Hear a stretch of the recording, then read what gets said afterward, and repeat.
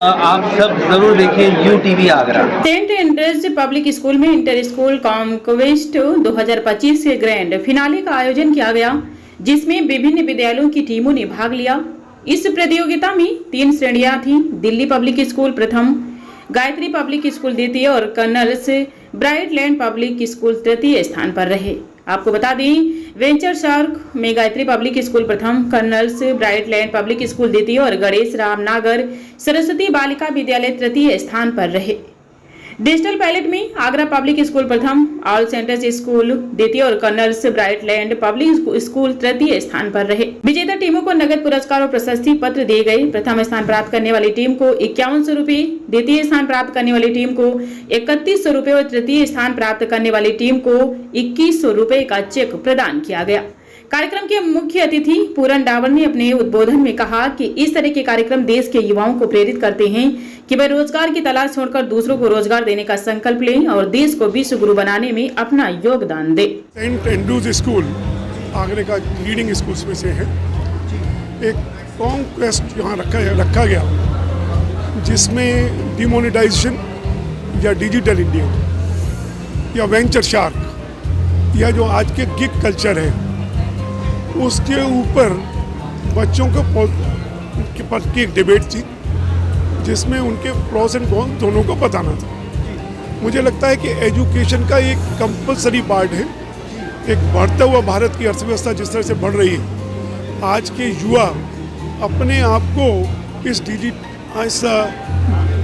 Developing युग में अपने आप को कैसे पाते हैं और किस तरह से एस्टेब्लिश उनको करना है, किस तरह से जॉब सीकर के बजाय जॉब प्रोवाइडर बनना है। जिस तरह से वेंचर शार्क का यह प्रेजेंटेशन हुआ और वेंचर शार्क में अपने अपने बिजनेस प्रपोजल्स को रखा, ये नींव रखी जा रही है कि जो भारत की बढ़ती हुई अर्थव्यवस्था है या जिसको कहते हैं डेवलप्ड इकोनॉमी की तरफ बढ़ने की।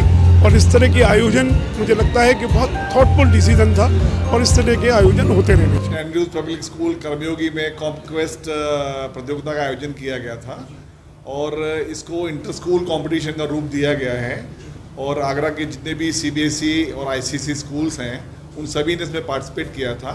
और फर्स्ट जो प्रिलिमिनरी राउंड था उसके बाद 6 टीम्स ने क्वालिफाई किया और आज ग्रैंड फिनाले और प्राइज डिस्ट्रीब्यूशन में उनका कंपटीशन हुआ है और उनको प्राइज़ दिया गया है।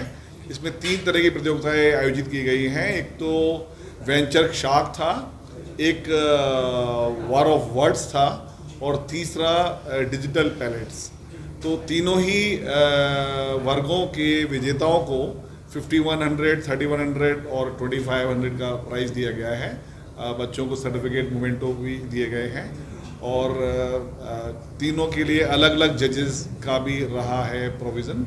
तो 6 जजेस रहे हैं हमारे jury of member of jury और पूरन डावर साहब इसके चीफ गेस्ट थे और उनकी शिकायत थी कि उन्हें केवल पुरस्कार वितरण पे क्यों बुलाया गया, जबकि वो चाहते थे कि जो यंग माइंड्स हैं या जो थॉट्स हैं इनके, ये भी अगर उनके सामने आते तो एक देश को दिशा देने वाले युवाओं के विचार जानने का अवसर मिलता।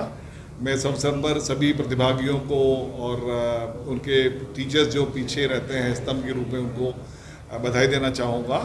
और साइंस के बच्चों के लिए तो ऐसे कॉम्पिटिशन्स होते रहते हैं, लेकिन जो बच्चे कॉमर्स स्ट्रीम के हैं उनके लिए भी कुछ ऐसी प्रतियोगिताएं होनी चाहिए जो उनके विचार आगे डिजिटल वर्ड्स के लिए भारत को विश्व गुरु बनाने के लिए कारगर हो सकते हैं। तो ये बहुत आवश्यक है कि हम कॉमर्स के बच्चों को भी ऐसे अवसर प्रदान करते रहें जिसमें वो अपनी क्षमताएं और अपने सोचने की प्रक्रियाएं सामने ला सकें और देश को किसी सही मुकाम तक पहुंचा सकें।